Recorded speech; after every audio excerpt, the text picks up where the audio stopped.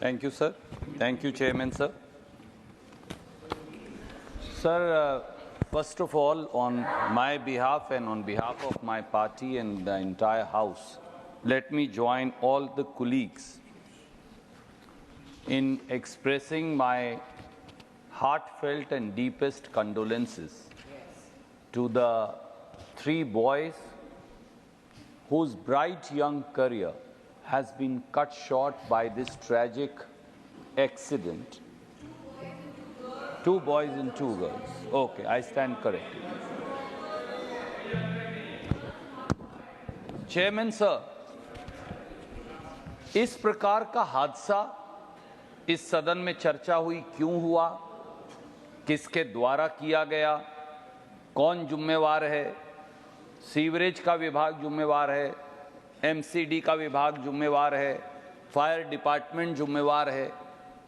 मुझे लगा चर्चा किस विषय पर हो रही है और क्या अब इस सदन की कार्यवाही राजनीतिक भेदभाव की इस भावना से चलेगी जब कोचिंग इंस्टीट्यूट्स पर लगाम लगाने के लिए और हमारे बच्चों का भविष्य सुरक्षित करने जैसे गंभीर मामले को भी हम सीवरेज, फायर डिपार्टमेंट, दिल्ली की सरकार को किसी प्रकार से नीचा दिखाने की कोशिश, खुद के लिए ब्राउनी पॉइंट्स कमाने की कोशिश के अंदर घसीट कर ले जाएंगे। ये एक दर्दनाक विषय है कि राजनीति का स्तर अब धीरे धीरे उसमें इतनी कमी आने लगी है कि इस हिंदुस्तान के मां भारती के बच्चों के जो इस एक्सीडेंट में मृत्यु हुई है उसे भी हम आरोप प्रत्यारोप की राजनीति में घसीट कर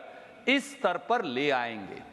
मुझे लगता है कि यह अपने आप में निंदनीय है और वो साथी जो अब यहां नहीं हैं, जो इस पूरे विषय पर मौत की राजनीति जिन्होंने की, वो जरूर अपने अंतःकरण में झांक कर इसका पुनर्आंकलन करेंगे कि क्या रात को जब वो सोएंगे ये राजनीति का विषय हो ही नहीं सकता, क्या उनकी आत्मा उनको नहीं कचोटेगी।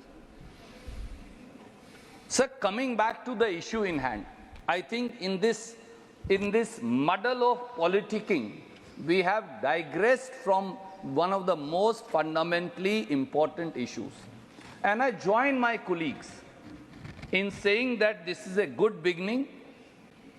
We will, with permission of the chair, of course, sir, bring a similar motion on occupation of Indian territory by China. मां भारती की जमीन पर चीन का जो कब्जा हुआ है वो प्रस्ताव हम आपके लिए लेकर आएंगे, उस पर भी खुले मन से चर्चा हो। नीट में जिस प्रकार से सरकारी हस्तक्षेप के चलते 24 लाख बच्चों का भविष्य नष्ट किया गया और जिस नालायकी और निकम्मेपन से वो लोग जो जिम्मेवार थे वो अपनी जिम्मेवारी से भाग खड़े हुए, खुले मन से उस पर भी चर्चा होगी। खुले मन से जिस प्रकार से पाकिस्तानी प्रायोजित आतंकवाद, माननीय सुरजेवाला जी इस विषय पर बोले जी, जब वो प्रस्ताव प्लीज जो प्रस्ताव स्वीकृत होगा ओके वाइस चेयरमैन, आप इस विषय पर बोले। Okay vice chairman sir, I will come back to the issue, but I only hope that issues like Manipur, Jammu Kashmir, occupation of territory by China, deteriorating law and order situation, attacks by terrorists and infiltration, and our government just looking on like a hapless government on our borders, their failure to protect our borders will all be discussed. Coming back to the issue, sir. Sir, coaching center क्यों पनप रहे हैं? मैं सोच रहा था उसके 3 कारण मुझे बिल्कुल सीधे सीधे नजर आते हैं। मां बाप की जो इच्छाएं हैं अपने बच्चों की प्रगति को लेकर, जिसे अंग्रेजी में हम पेरेंट्स एस्पिरेशंस कहते हैं। दूसरा है बच्चों की आगे बढ़ने की ललक, students aspirations.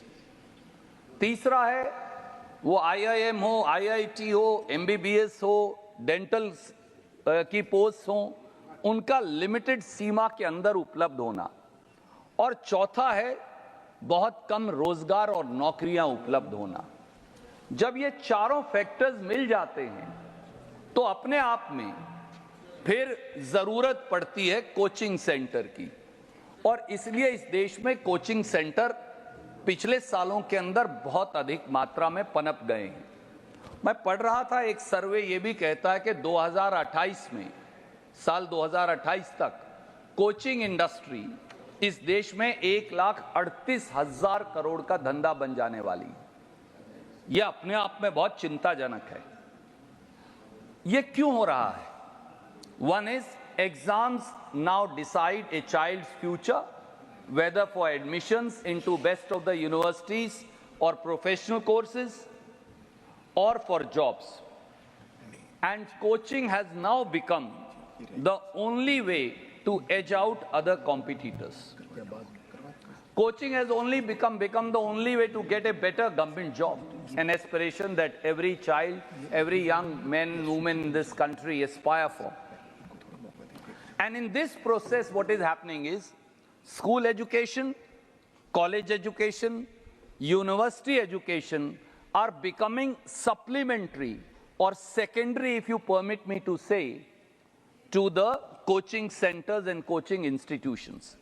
That's an extremely dangerous trend. When your principal education edifice of primary, secondary, higher education, of college and university education, of professional education becomes secondary and subservient to a coaching industry, then it's an extremely dangerous trend for any country. More so with a country with the kind of demographic dividend that we have. Sir, कारण बड़ा सीधा है। 10 साल से एक ऐसी सरकार सत्ता में है जिसने शिक्षा का, अगर अंग्रेजी में कहूं, कमर्शियलाइजेशन या वाणिज्यिकरण कर दिया, जिसने शिक्षा का प्राइवेटाइजेशन कर दिया। Education is the holiest of the jobs. शिक्षा से पवित्र कोई चीज नहीं, शिक्षा से बड़ा कोई दान भी नहीं, शिक्षा से बड़ी और कोई चीज भी देश और दुनिया में हमारी संस्कृति में नहीं मानी जाती। पर एक ऐसी सरकार सत्ता में आई जिसने 10 साल में इस शिक्षा का कमर्शियलाइजेशन भी कर दिया और प्राइवेटाइजेशन भी कर दिया। और कुछ बातें उनमें बड़ी चौंकाने वाली।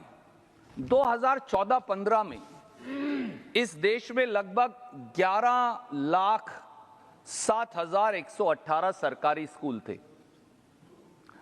नए आंकड़े अभी आने बाकी हैं, पर जो आंकड़े इस समय उपलब्ध हैं वो 21-22 तक के हैं। आप चौंक जाएंगे उपसभापति महोदय कि 21-22 में वो सरकारी स्कूल कम हो गए, बढ़ने की बजाय 10,20,386 रह गए। गवर्नमेंट एडेड स्कूल्स जो थे 2014-15 में 83,402 थे, कम होकर 82,480 रह गए। यानी 87,000 स्कूल, 87,654 स्कूल, लगभग 88,000 स्कूल 2014-15 से 21-22 में बंद हो गए। How can anybody, any rightful thinking person, including an educationist, a journalist, and a writer, a thinker like you, Vice Chairman Sir, who's fortunately sitting on the chair today as I speak, how can you even imagine that between 2014-15 and 2021-22, 88,000 government schools shut down? Why? Is it not the responsibility of this government? Does it not show why coaching institutes are coming up? For we are gradually privatizing the education, shedding our responsibility. They are only interested in promoting crony capitalists, not in promoting government schools and colleges. Private schools, on the contrary, in the same period, they went up. Nothing wrong with it, but it's a number that you need to see. In 2014-15, the private schools were 2,88,000. By 2021-22, they went up by 3,35,000, almost 80,000. So you shut down 80,000 government schools, you make sure 80,000 private schools come up, and then you say coaching institute should not come up. Because you are actually targeting the educational edifice in this country. आप शिक्षा की नींव पर हमला बोल रहे हैं। और मैं पार्लियामेंट्री रिपोर्ट देख रहा था, वो तो और ज्यादा चौंकाने वाली है। संसद की समिति ने कहा कि देश के सरकारी स्कूलों में पिछले लगभग 8 से 9 साल में 10 लाख अध्यापकों की पोस्ट खाली पड़ी हैं। कहां, शर्म की बात है। तो कहां जाएं बच्चे? फिर कोचिंग इंस्टीट्यूट में नहीं जाएंगे तो कहां जाएंगे? और जितना प्रोफेशनल इंस्टीट्यूशंस है उनमें स्थिति और ज्यादा चिंताजनक है। 33% पोस्ट 45 सेंट्रल यूनिवर्सिटी की खाली पड़ी है। 41% पोस्ट आईआईटी में खाली पड़ी हैं। 32% पोस्ट आईआईएम में खाली पड़ी हैं। तो स्कूल हो, कॉलेज हो, आईआईटी हो, आईआईएम हो, केंद्रीय विश्वविद्यालय हो, ये इनकी, तो बच्चे कहां जाएंगे? फिर कोचिंग इंस्टीट्यूट में माँ बाप का मेहनत से कमाया हुआ पैसा खर्च कर पढ़ने के लिए मजबूर हैं। फिर ऐसे इंसिडेंट्स होंगे। काश ये सरकार उस नींव के ऊपर थोड़ा ध्यान देती, बजाय क्रोनी कैपिटलिस्ट की सेवा करने के। और सर, आउटले ऑन एजुकेशन भी धीरे धीरे कम हो गया। लगभग 1%, अब मैं देख रहा था, मोटा मोटा 1% ऑफ जीडीपी है। प्रॉमिस किया करते थे 7% ऑफ जीडीपी, परंतु वहां भी कुछ नहीं। हां, एक काम जरूर किया। जो किताबें थी, जो इतिहासकारों ने लिखी, शिक्षाविदों ने लिखी, समझदार लोगों ने लिखी, उसमें से क्या किया? महात्मा गांधी की हत्या कैसे और किन किन तत्वों द्वारा की गई थी, उसे मिटा दो। उसे मिटाने से इतिहास मिट जाएगा। गुजरात का जो दंगे हुए थे, उनका हवाला आप किताबों से एनसीईआरटी की मिटा दो। सर, ये मैं नहीं कह रहा, एनसीईआरटी के में जो 33 लोग जिन्होंने उसके अंदर कंट्रीब्यूट किया है, उन्होंने लिखकर चिट्ठी दी, हमारा नाम काट दीजिए, हम ऐसी एनसीईआरटी की किताबों से एसोसिएट नहीं करना चाहते। क्या इससे बड़ी शर्म की बात भी हो सकती है कि देश के शिक्षाविद इनकी नीतियों के चलते अब एनसीईआरटी की किताबों से मुख मोड़ने लगे हैं? यह दिखाता है कि कोचिंग इंस्टीट्यूट्स में बच्चे क्यों जा रहे हैं। नर्मदा बचाओ आंदोलन का हवाला काट दो, जो सामाजिक उत्थान की जो मूवमेंट्स हैं उनका हवाला काट दो, ये कर रहे हैं। और दूसरी तरफ क्या हो रहा है सर? 70 पेपर लीक हुए हैं 10 साल में इनकी सरकार में। 70 पेपर बिके हैं मंडी के अंदर। नीट 24 लाख, हम चर्चा नहीं करेंगे क्योंकि उसका प्रस्ताव देंगे, पर मैं एक हवाला देना चाहता हूं क्योंकि यह संदर्भ जरूरी है। It's an important connection. 24 lakh बच्चे अपीयर हुए। आपको भी उनका दर्द महसूस हुआ होगा, मुझे विश्वास है, क्योंकि आप पहले एक शिक्षाविद हैं, उसके बाद एक पार्लियामेंटेरियन हैं। उन 24 लाख बच्चों ने 1 साल तक कोचिंग इंस्टीट्यूट्स में तलवे रगड़ रगड़ कर माँ बाप का पैसा खर्च कर सालों तक तैयारी की। एक दिन पता चला हरियाणा के एक स्कूल में, जहां एक विशेष सत्ताधारी पार्टी का शासन है, वहां एक लाइन के अंदर सारे बच्चे जो हैं 720 में से 720 नंबर ले आए। गुजरात की एक और एजुकेशनल इंस्टीट्यूशन में, वहां भी इन्हीं का शासन है।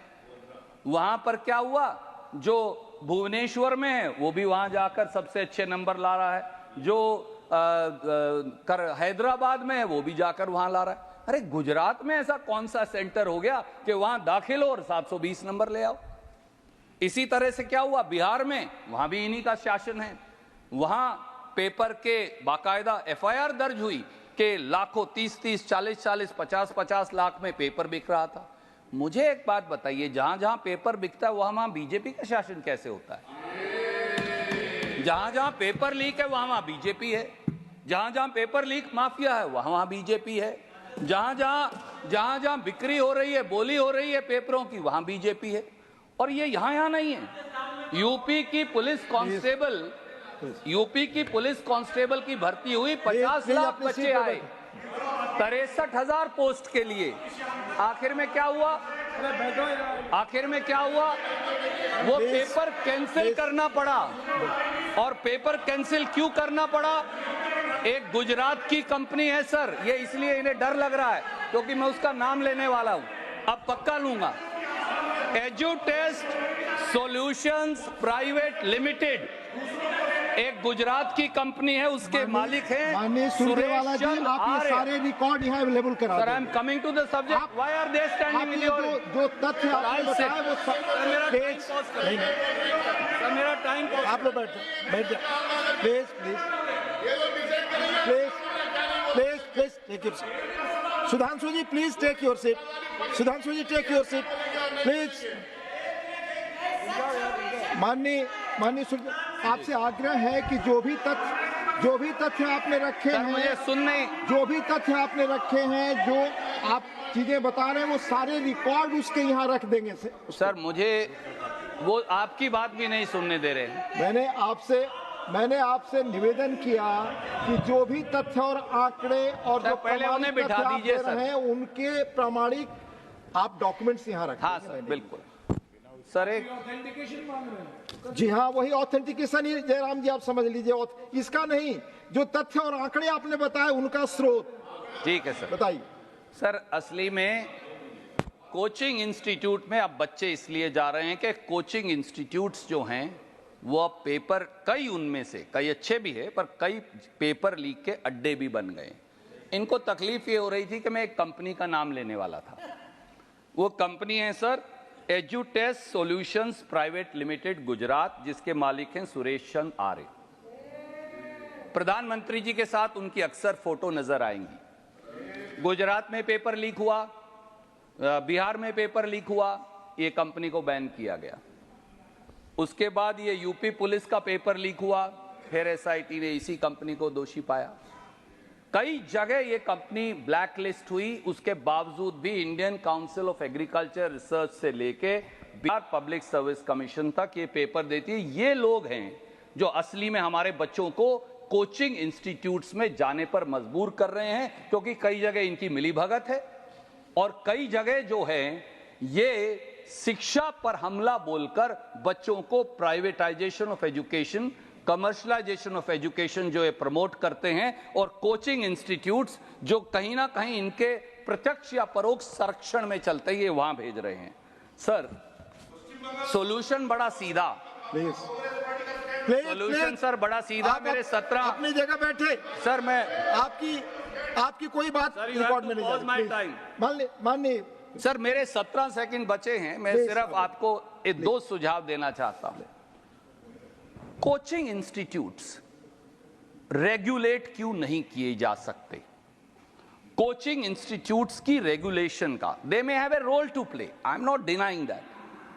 पहला, शिक्षा के बारे में, उसे स्ट्रेंथन करने के बारे में ये क्या करेगी सरकार, इनको ये जवाब देना चाहिए अपने अंतःकरण में झांक के। और दूसरा, why can there not be a law to regulate fee structure, conditions of education, conditions of people who impart education as also those who receive education, as also the entire fee structure and safety conditionalities in the coaching institutes. I urge through you that government should seriously have widespread deliberations with all stakeholders and bring a law to regulate coaching institutes in this country. धन्यवाद। Thank you, sir. Randeep ji.